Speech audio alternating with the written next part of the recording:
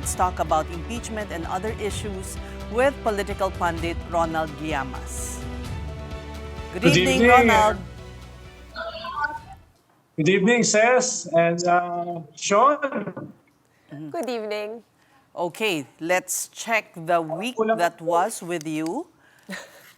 Unang-una, I caught your interview with Sa Totoo Lang, and you did say that the opening of the bank account, supposed bank accounts of the VP will be the game changer in the impeachment process. Yes, kung maalala niyo, Ses, Sean, more than a week ago, sabi ng isa sa major parties sa House, yung NUP, hindi sila pipirma, hindi sila sasama sa impeachment ni Vice President Sara kung walang new evidence. And then after a few days, nag-backpedal sila. Sabi nila ay individual conscience na nung mga members nila ang magpapasya. At nowadays ay halos lahat ng NUP ay bumoboto na dito sa Justice Committee. 54-1 yung botohan. At maraming NUP na nandun. So practically, yung mga nag-hesitate sa impeachment ay hindi na nag-hesitate. Ang alam nila, yung hinihingi nilang new evidence ay mukhang doon papunta itong impeachment. Ano ba yung new evidence na yan? Kumpara doon sa last impeachment a year ago, ang bagong evidence ay yung kay Madriaga at saka itong SALN. Itong SALN, pagkasama yan sa Articles of Impeachment, ibig sabihin, kasama dyan yung pagbubukas ng mga bank accounts ni Vice President Sara at ng kanyang immediate family. Ang nakukuha ko rin na information ay testify si former Senator Trillanes at si former Deputy Ombudsman Tarandang sa usapin nitong bank accounts. And most probably, baka mag-file sila ng appeal sa AMLA para gawing official yung pagbukas ng mga bank accounts. Kaya tingin ko ito yung mga new evidence na hinihingi ng NUP more than a week ago as the reason kung hindi sila susupport sa impeachment. At mukhang medyo satisfied naman sila dahil most of their members, if not all, sa Justice Committee ay bumoto na para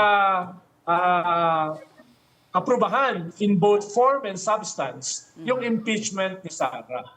Pero pag dumating, Ronald, no, sa punto, let's say, ma-impeach siya nung House, magta-trial sa Senado, of course, iba na yung makeup ng Senado ngayon, iba na rin yung Senate President natin. What do you think will happen there? Well, the battleground, I think, would be the Senate. I think yung one-third sa House ay doable.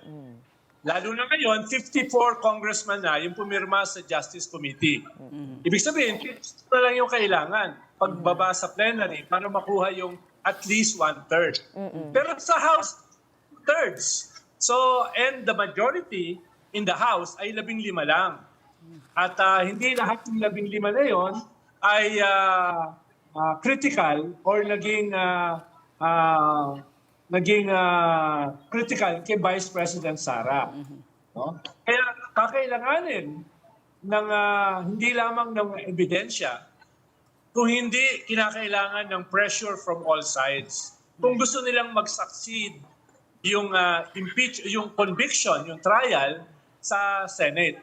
Ang maganda lang dyan ay sabi ni Senate President Tito Soto, pag umakyat sa kanila yung impeachment, ay forthwith, immediately, ay i-constitute nila yung sarili nila as an impeachment court. No? Yun ang promise ni Senate President Soto.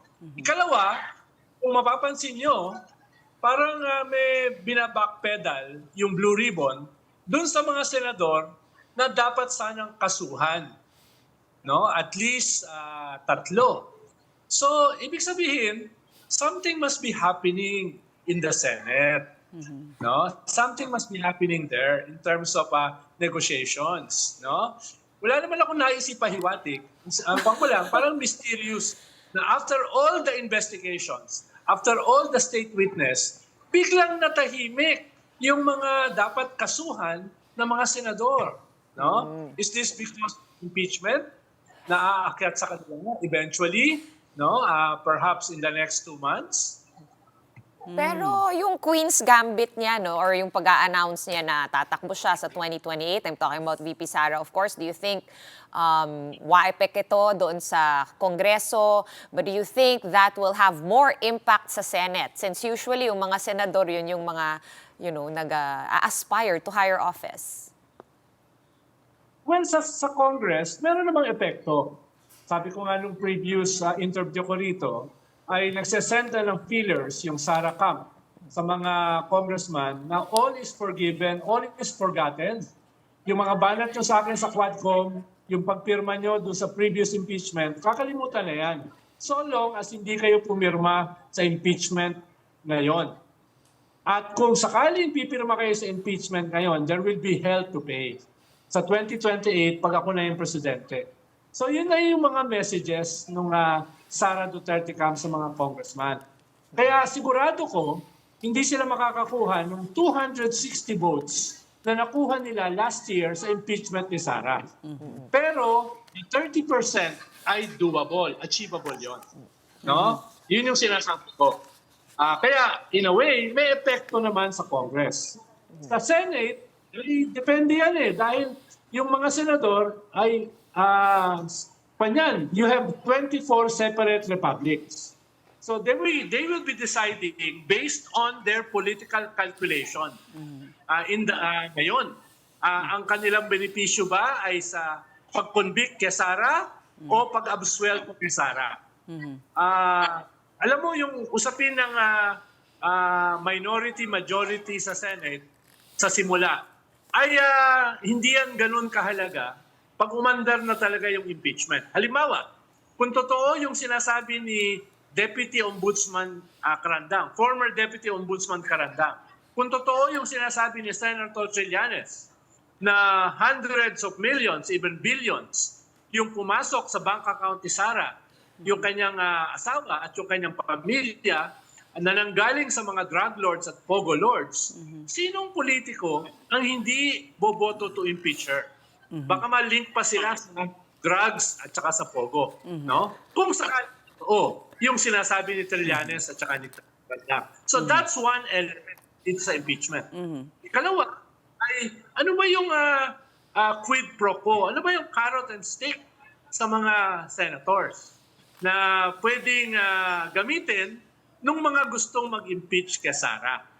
No? Kaya, panyan, mga negotiations yan. Pasensya na, Ses at saka Sean. Very cynical kasi ang negotiations. Very cynical ng quid pro quo, ng carrot and stick. Pero in the real world, it happens. At alam nyo naman yon. But biglang maabsuelto yung mga senador na supposedly involved dun sa flood control mess? Is that the price? Wala akong sinasabing gano'n. Pero sabi nga nung bunso ko, pag galit sa akin yung bunso ko, sasabihin niya sa akin, talk to the hand. No? Well, that's only the Senate Blue Ribbon Committee report, but the ombudsman is still there. Yes. So that's at least 2 Damocles swords. No? Tapos meron ka pang ICC. 2 senador ang posibleng may international warrant sa ICC. That's another Damocles sword. So, if you were in their place, baka mag-hesitate ka. Kahit yung original position mo is not to convict Sara. Katulad nung last year, ilan ba yung senador na pumayag na itigil yung impeachment? 15? 17? So, at tingin ko by this time, yung ibang mga senador doon ay nagbabago ng posisyon or nag-hesitate.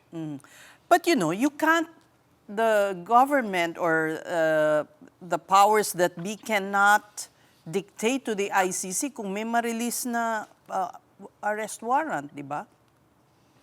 Yes. Pero sino magsusurrender? Di ba yung government? Di ba? Upon the request of the Interpol. So, pwedeng pa yun. Pwedeng madribble. Pwedeng madelay. Again, hindi ko sinasabing gagawin nila. Wala akong sinasabing gano'n. Won't it look bad though if kumbaga quote-unquote i-save nila yung dalawang senador pero hindi nila nagawa yon para kay former President Rodrigo Duterte? Of course. All of this, meron itong may pros and cons ito. Diba? They're balancing a lot of things eh. Yung mga tao magagalit kung walang makulong na mga big fish. Puro dilis lang yung nakukulong eh. Diba? Kaya meron niyang negative, positive. So, yung gobyerno, binabalanse yan. At this point, ano ba yung mas kailangan nila? Ano ba yung mas mahalaga sa kanila? No, walang pandyan eh. Walang clean na mga solusyon. No? Either way, it will have a negative effect. Siguro, ang kinakalculate nila, ano yung lesser evil? Ano yung lesser evil? No? Pero may, yeah, at Ronald, this point, Teka, Sumama. iwanan na muna Yeah. natin tong impeachment if we for the moment at puntahan natin itong anti-dynasty measure na talagang parang walang nangyayari sa House at nagiging mainit rin ang diskusyonan doon. well, una ay meron ding version ng Senate. So mag-uusap ang House at saka Senate para sa isang compromise. For now, parang para sa mga ibang mga nanonood, parang mas better yung version ng Senate. No? Kaya magkakaroon niya ng BICAM. Ikalawa, ang alam ko, even Malacanang is not happy with the House version ng anti-dynasty bill. really? Kaya pwedeng sa BICAM ay mag-play ng role yung isang dapat hindi nagpe-play ng role, yung Malacanang. Wait, Ronald, balikan natin. Hindi masaya yung Malacanang sa version ng House sa political dynasty bill, but am I wrong in thinking ito yung version ni Speaker Bogie D at ni Majority Leader Sandro Marcos, presidential son? Yes. Please explain. Kasi balat kayo lang itong measure na to eh, hindi ba? Well, ang balita ko ay kasi yan priority bill ng presidente. Ba't kagagawa ng anti-dynasty priority bill na ini-institutionalize ang dynasties? No? Ang alam ko ay ang calculation dyan or ang tingin dyan ng Malacanang, I may be wrong ay kasabog ito sa mukha ng presidente. Kung itong version na ito ang ma-approve, magagalit ang maraming mga forces. Halimbawa, civil society, Catholic Church, middle class, etc. Kaya ayaw ng Malacanang yung ganyang klaseng version. Pero gusto naman nila ang Senate? Gusto ba nila yung Senate version? Well, tingin ko, it's a better version than the House version. Not only for me, but for some of the decision makers. Right, but kasi largely, Ronald, why I find this kind of surprising. Yeah. In recent times kasi, ang laki ng power or ng control, quote-unquote, ng Malacanang over Congress eh. Tapos anak pa niya yung majority leader, di ba? Well, Sean, pwede kasing graceful exit yan para sa mga congressmen. Dahil mo naman, ang daming dynasty sa Congress eh. So, it's a graceful exit na parang sasabihin nila, sasabihin ng speaker, sasabihin ng presidential son, wala na sa kamay namin yan dahil ito yung naging compromise. Inilaban namin yung version natin, pero para magkaroon ng anti-dynasty law, kinakailangan namin mag-compromise with the Senate and with other forces. I guess So pwede yung mga dynasty na nasa Congress ay pwede nila ma-appease or at least hindi magalit sa kanila. Pinayagan namin yung gusto nyo, pero pagdating sa BICAM, hindi namin nakuha yung gusto nyo. Yun ang way out nila, Yes. May re-recycle Yes. akong tanong. I remember earlier this week, I asked this to a congressman that we interviewed. Do you think, would you rather, in your opinion, no, Ronald, settle for a really watered down political dynasty bill, or mas okay ba na wag na lang muna natin ipasa until makapasa tayo ng maayos at may ipin na or anti-political dynasty bill? Well, depende yan eh. Depende kung gaano ka-watered down. No? Halimbawa, yung SK kasi ngayon, meron na silang anti-dynasty bill, anti-dynasty law sa SK. No? Sangguniang kabataan, up to the second degree of consanguinity. Existing na yan. Meron din yan sa BARM. Yung proposal ng halimbawa ng mga akbayan, Kabayan Black, etc., ay hanggang fourth degree ng consanguinity. So, in between that, yung second degree of consanguinity at saka yung fourth degree na proposal ng mga progressive congressman, I think they can have a compromise which is, yes, watered down, but acceptable to more sectors sa ating lipunan, more decision makers. Tingin ko that is feasible. Okay, But final then- question. Sa game of chess na ito in this week, sino ang mas nakapuntos? Marcos or Duterte? This week, This week lang. yes. Well, What- baka... Meron namang stalemate option, di ba? Merong Merong ko sana tabla. Wala. Ano? Dahil, nasabihin ko sana tabla. Tayo. Tabla lang. So stalemate nga. Pero, Pero, baka lamang ang Marcos. Dahil natapos na sa Justice Committee practically. No, natapos na. At parang ang nakikita ngayon ay matutuloy na yung impeachment sa House. Kaya medyo lamang sila. Ang sabi naman ngayon ng Kwan, ang sabi naman ngayon ng mga Duterte, bakit dyan yung focus nyo? Bakit hindi dun sa Marines? Yung 18 Marines na nagsabi na 805 billion yung dinala sa Malacanang. Pinadala ni Malacanang ni Saldico. Parang medyo natalo yung mga Duterte ron dahil sumabog yung yung narrative. Nag-backpedal si Baligod na sinama dati si Laila. Yung maleta naging supot na lang. Tapos yung dinama yung ICC, binawi na rin. Tapos yung 800 billion, parang mathematically improbable.